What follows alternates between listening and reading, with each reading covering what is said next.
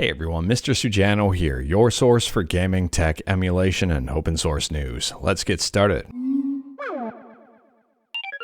Alright, we'll kick things off talking about something absolutely incredible, incredibly cool, and incredibly crazy.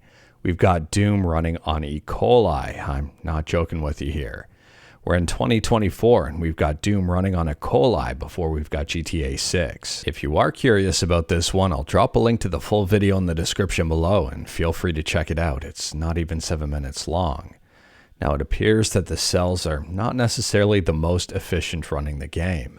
They estimate it'll take about 600 years to run the game fully, which I guess we won't be around for. At a high level here, that translates to about 1 frame every 8.5 hours, give or take. If you didn't want to watch the video, I'll drop a link to this rock, paper, shotgun article in the description below as well. Moving on, and we're quickly talking about PS4 emulation with Shad PS4, and Shad PS4 is showing some signs of progress. Now realistically, it's going to be a while before Shad PS4 can run major commercial games, but at the same time, everyone's got to start somewhere. At the time of filming, Shad PS4 version 0.0.2 is the latest update. We've talked about this emulator before when it was running a homebrew version of Tetris. And speaking about PS4 emulation, next up we're quickly talking about a brand new PS4 emulator we don't know a whole lot about.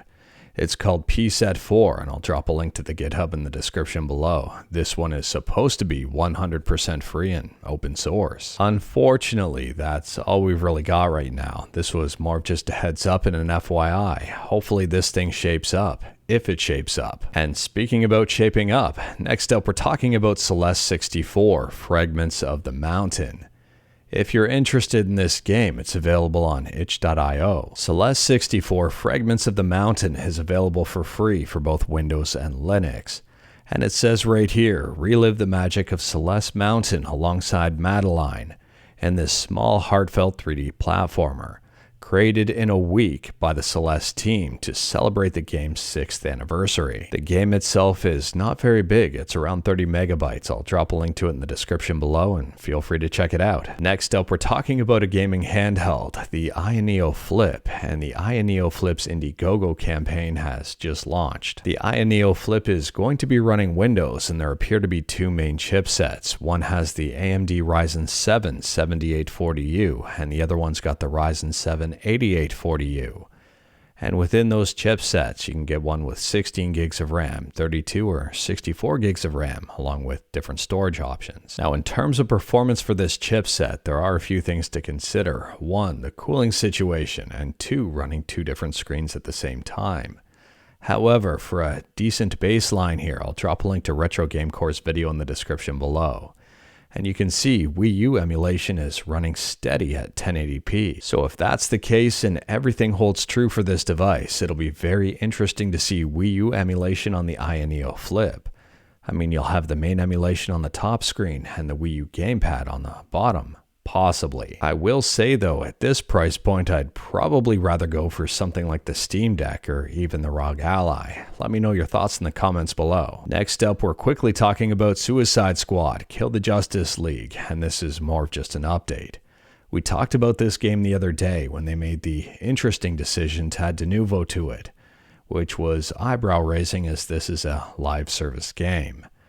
Anyways, then we talked about it yesterday when their early access program was a bit of a disaster, which was a major downside to the people who pre-ordered the deluxe edition to get early access in the first place. Now fast forward to today when the servers are back up and everything seems to be okay now. Now since this is a live service game, when the servers are down you're not playing, and Rocksteady appears to be trying to make things right by offering these early access players $20 in game. So let me know your thoughts about this one in the comments below. Do you think $20 in game is a suitable compensation for being partially locked out of one of the major perks of the deluxe edition? And last up here, we're talking about a fan game. It's called Sega vs. Capcom: The Next Level. And here's the tweet: demo download available. The first demo to test out Sega vs. Capcom early. Interestingly enough, there's also a YouTube video, and the animations on this one seem pretty slick. We've got Sonic fighting Mega Man. I'll drop a link to the YouTube video in the description below as well. It appears this game was created with AYANEO, which is an open source fighting game engine that supports Musion. But anyways, that is all I've got for you in this one. Straight to the point, all stuff and no fluff. We talked about a bunch today. Let me know your thoughts about absolutely any of it in the comments below. If you liked this video, leave a like. If you didn't like this video, leave a like. Hit that subscribe button, check out my other videos. Don't tempt fate, save your state.